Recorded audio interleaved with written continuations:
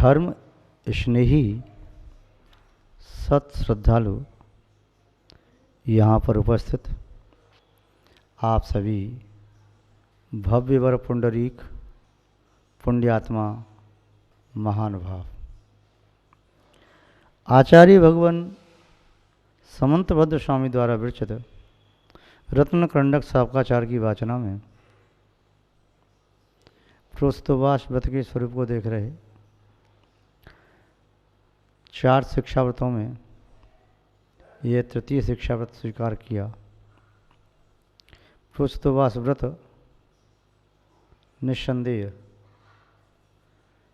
साधु बनने का एक साक्षात हेतु है, क्योंकि कई गृहस्थ महाव्रती इसलिए नहीं बन पाते, वे सोचते हैं हमसे भूखा नहीं रहा जाता, दिन में 3 बार 4 बार भोजन करना पड़ता है, प्यास को सहन नहीं कर पाते। अष्टमी चतुर्दशी को उपवास करने वाला व्यक्ति आज नहीं तो कल एकासन की साधना को सहजता में ग्रहण कर लेता है। जब उपवास की साधना हो जाती है तो एकासन की साधना भी होना शुरू हो जाती है। अभी तो वह सप्तमी और नवमी को एकासन करता था, अष्टमी का उपवास, त्रयोदशी और अमावस्या व पूर्णमासी को एकासन करता था, चतुर्दशी को उपवास। इस तरह वह पक्ष में 4 एकासन करता था, महीने में 8 एकासन और 4 उपवास हो गए। 8 एकासन 4 उपवास होने से वे 12 दिन तो उसने साधना के निकाल लिए। अब बीच के दिन उन दिनों में 2 आसन भी करे तो वह आराम से कर सकता है, क्योंकि व्यक्ति रेगुलर उपवास व्रत कर सकता है, बाद में नहीं कर पाता। जैसे कई व्यक्ति परिश्रम पर में उपवास करते हैं, 5, 10, 4, 8, 2 जैसे भी करते हैं, बाद में शेष 355 दिन उनसे उपवास नहीं हो पाते। किंतु यहाँ तो ये कह रहे प्रत्येक महीने में 4 उपवास करने का, और 4 उपवास भी निरंतरता में नहीं,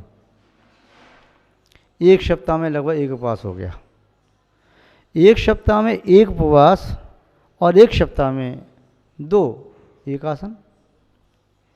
अब सप्ताह में 7 दिन तो हुए, अब 7 दिन में से 3 दिन ऐसे निकल गए, 4 दिन बचे, तो 4 दिनों में वह 2 आसन भी करता है तो उसे मौका पड़ जाए तो एक आसन करने में संकलिष्टता नहीं बनती।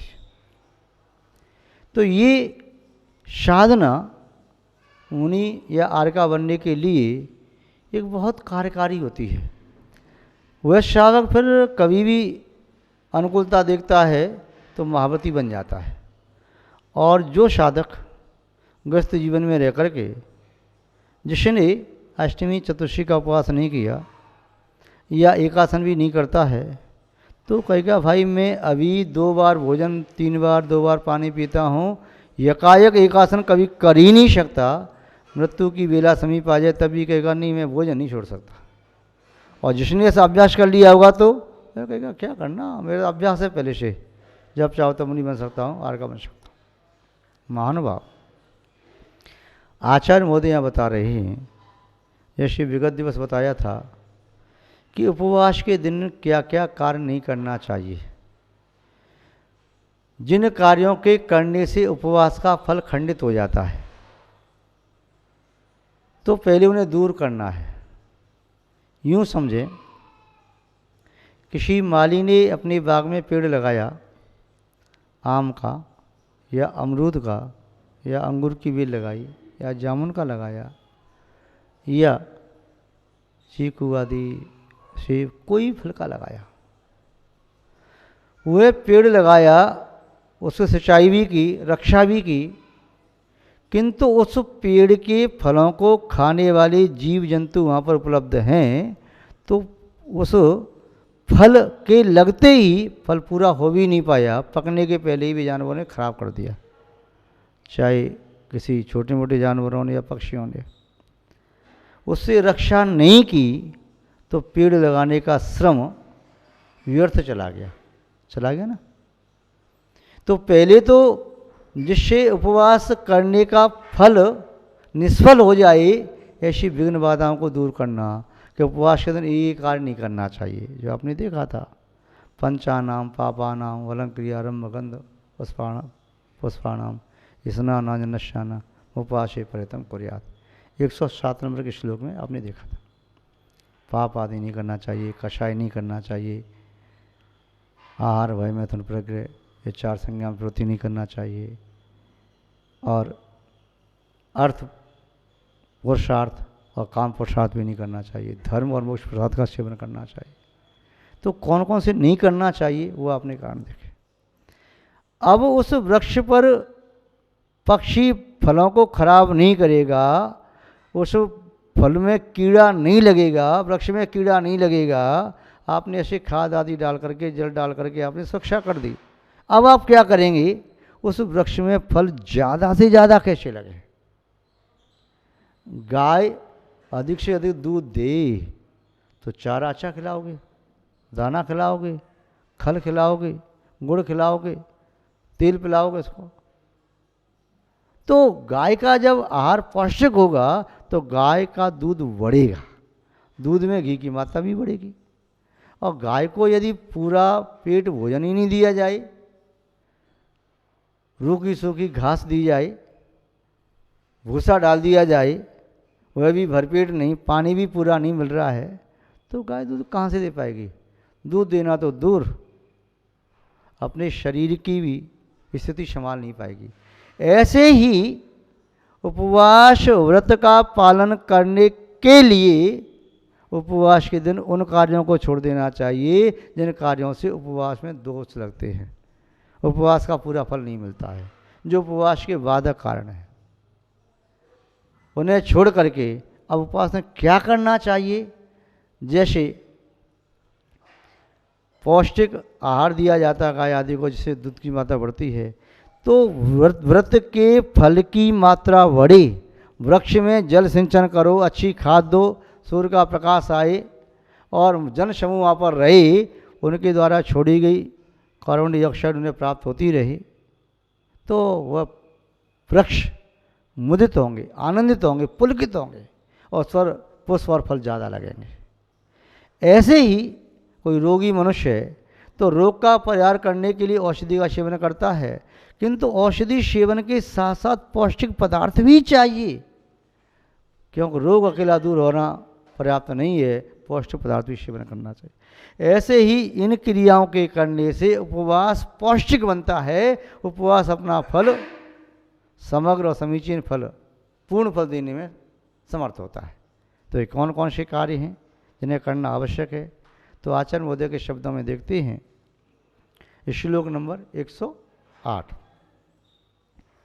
धर्मामृतम सत्तृष्ण श्रवणाभ्याम पिबत पाययेद वा न्यान ज्ञान ध्यान परो वा भवतुप वसन तंद्रालु।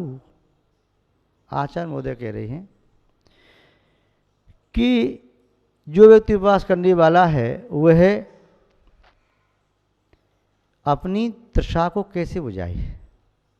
उपवास करने में भोजन पानी का त्याग किया जाता है। जब भोजन पानी का त्याग किया जाता है, डेली भोजन पानी करता था, तो आज भी भोजन पानी की स्मृति तो आएगी, आज भी शरीर भोजन पानी तो मांगेगा, तो फिर प्यास लगेगी तो प्यास को कैसे बुझाए, भूख लगेगी तो भूख को कैसे बुझाए।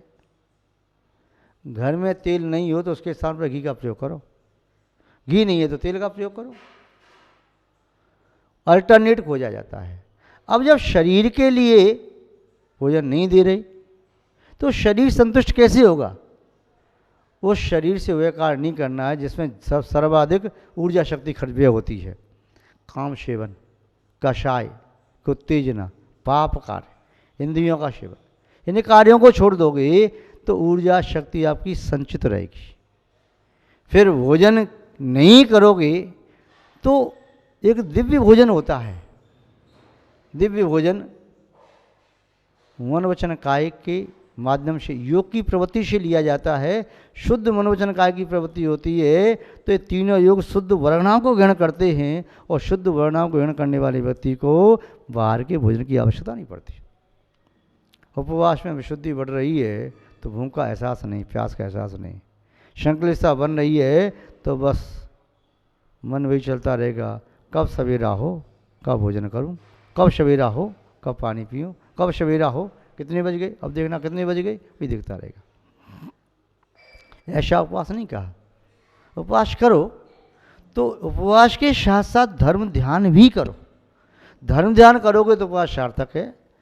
आर्त रोध ध्यान का प्रत्याग करना अनिवार्य है, फिर धर्म ध्यान करना आवश्यक, तब उपवास सार्थक हो पाएगा। एक बालक उपवास करना प्रारंभ करता है, माता पिता ने समझाया अभी एक आसन करो, उपवास बाद में करना। उसने कहा नहीं मैं तो उपवास करूँगा। समझाया पर जिद कर गया।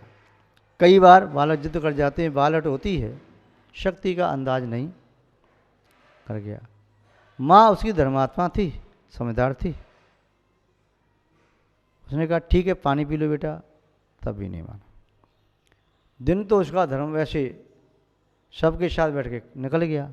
रात्रि हुई, अब भूख की वजह से नींद नहीं आने आई, करवटें बदलने लगा। माने का अड़मकाम पढ़ो, भक्तामृत पढ़ो, जाप लगाओ। थोड़ी सी झपकी लगी उसे, फिर 12-1 बजे सोचा सुबह हो जाए, सुबह होगा। माँ ने समझाया सुबह हो जाएगा और उसके हाथ पाँव ठंडे पानी से धुलाए, सब कुछ किया जिससे आकुलता न बने। फिर भी वह बालक आकुलता अनुभव करने लगा। कहने लगा माँ ये बताओ आपके कितने बेटे हैं? माँ ने कहा क्यों बेटा ऐसा क्यों पूछते हो, तुम जानते नहीं क्या? मेरे 4 बेटे हैं। हाँ माँ जानता तो हूँ, आपके 4 बेटे हैं, किंतु सवेरे तक 3 बेटे बचेंगे, मैं नहीं बचूंगा। माँ ने समझाया तुम चिंता न करो, तुम्हें कुछ नहीं होगा। और माँ स्वयं जागृत होकर के उन्हें महापुरुषों की जीवंत कथाएं सुनाने लगी। किस किस प्रकार से महापुरुष सहन करते हैं, नरक के बारे में समझाने लगी। वह माँ उन त्यागीवती के बारे में बताने लगी जो 32 उपवास करते हैं, 10 उपवास करते हैं। बालक मन लगा के सुनने लगा और प्रातःकाल हो गया, उसने ग्रहण किया। सुसंस्कार वाली माँ अपने बेटे को किस प्रकार वह धर्म से भ्रष्ट होने से बचा सकती है, संस्कारों का बड़ा प्रभाव पड़ता है। तो उपवास करो, धर्म ध्यान में लग जाओगे तो उपवास की आकुलता नहीं बढ़ेगी। यदि वह माँ ऐसी संस्कारवान न होती तो बालक अपने वैसे च्युत भी हो सकता था। आचार्य मोदी भी कह रही हैं धर्मामृतम सत्तषण श्रवणाभ्याम, धर्म रूपी अमृत का पान करे। जो धर्म रूपी अमृत का पान करता है उसे फिर बाहर के जल की आवश्यकता नहीं पड़ती। लवण समुद्र का खारा पानी पीने वाला व्यक्ति अब उसे यदि क्षीर सागर का जल मिल जाए तो लवण समुद्र का पानी पीना कौन चाहेगा। ऐसे ही जो व्यक्ति अभी सामान्य जल पी रहा था अब धर्म का अमृत पीने मिल जाए तो अंतर में इतना आनंद आता है जैसे रंग को निधि मिल गई हो, क्षुधातुर को जैसे भोजन मिल गया हो, चिरकाल के भटके हुए किसी राहगीर को सही रास्ता मिल गया हो, या माँ से बिछड़े हुए बेटे को उसकी माँ मिल गई हो, या सुदीर्घ काल से नेत्र ज्योति से वीन व्यक्ति को उन्हें नेत्र ज्योति मिल गई हो। ऐसे ही धर्म का अमृत पान करने वाले व्यक्ति को फिर कंठ शुष्क नहीं होता। वह भगवान का ध्यान करता है तो ऐसा लगता है कंठ तर हो गया। वह जल धारणा का ध्यान करता है, चंद्रकांत मणि से निमित्त भगवान चंद्र प्रभु का ध्यान करता है, अथवा जल बीजाक्षरों का ध्यान करता है तो उसके शरीर में शीतलता का अनुभव होता है और कंठ जैसे तर हो जाता है। क्योंकि अपने परिणामों के अनुसार शरीर में विद्यमान जो ग्रंथियाँ हैं, ग्लैंड्स हैं, उनमें से जो हार्मोन समित होते हैं वे पूर्ति करते हैं। कषाय आदि के उद्रेक से शरीर का जल जल जाता है और जल आदि धारणा का ध्यान करने से शरीर में जल की कमी नहीं आ पाती। तो यहाँ कह रहे हैं कि वह धर्मामृत का पान करे, किंतु हाथ की अंजलि बना करके नहीं, श्रवणाभ्याम, दोनों कर्ण के माध्यम से। और कैसे करे? सत्तषण, बहुत तृष्णावान होकर के, जैसे प्यासा व्यक्ति और पानी मिल जाए तो जल्दी जल्दी पीता है, भूखा व्यक्ति भोजन मिल जाए जल्दी जल्दी करता है, ऐसे ही तृष्णावान होकर के, वही तृष्णा से युक्त होकर के वह धर्म के अमृत का पान करे और अकेला पान न करे। पिबतु पाययेद व अन्यान, दूसरों को भी धर्मामृत का पान करावे। ऐसा नहीं कि जो आ गया स्वयं ही बस धर्म की पुस्तक मिली, शास्त्र मिला, चुपचाप रख लिया, छुपा के अलमारी में ताला और लगा दिया, कोई पढ़ नहीं पाए। अंतराय कर्म का बंद होगा, ज्ञानावड़ी कर्म का क्षेपसम बढ़ेगा नहीं, ज्ञानावड़ी कर्म का बंद हो जाएगा, क्षेपसम घट जाएगा। कुछ लोग ये मानते हैं कि हमारे पास इतने शास्त्र हैं, 10, 20, 50, 100 शास्त्र हैं, अलमारी बंद कर दी। फिर कहते हैं महाराज जी, मैं पहले बहुत अच्छा याद होता था, अब याद नहीं होता। तुमने शास्त्रों को तो ताले बंद कर दिया, कैद कर दिया। मंदिर में अध्यक्ष, मंत्री, उपाध्यक्ष, कोषाध्यक्ष बन गए और आपने अलमारियों का ताला लगा के चाबी अपने पास रख ली, कोई स्वाध्याय करने वाला स्वाध्याय कर नहीं सकता, तो तुम्हारे से क्षेपसम घटेगा नहीं तो और क्या होगा। इसीलिए ऐसा नहीं करना। ज्ञानामृत का पान, धर्मामृत का पान स्वयं करना है और दूसरों को कराना है। आगे क्या कह रही हैं? ज्ञान ध्यान परो, ज्ञान और ध्यान, जो सम्यक दर्शन का अविनाभावी है वह ज्ञान सम्यक ज्ञान है। और सम्यक ज्ञान में चित्त की एकाग्रता हो जाना, जिन भगवान की आज्ञा में चित्त की एकाग्रता हो जाना, वह ध्यान बन जाता है। तो ज्ञान और ध्यान में तत्पर रहे, ज्ञान ध्यान परोवा। भवतु वशन तंद्रालु, भवतु उपवशन अतंद्रालु, उपवास करने वाला होवे कैसा? अतंद्रालु। ऐसा नहीं है उपवास किया तो चद्दर तान के सो जाए, अब शाम को जगेंगे हम सुबह से लेकर शाम तो सोते रहेंगे, नहीं। निद्रा का त्याग करे, रात्रि जागरण करे और धर्म ध्यान में मन लगाए। अधिशय धर्म ध्यान करता चला जाए तो वह व्यक्ति निस्संदेह उपवास के फल को प्राप्त करने में समर्थ होता है। आज बस इतना ही, शेष चर्चा बाद में करेंगे। जय बोले श्री शांतनाथ भगवान की।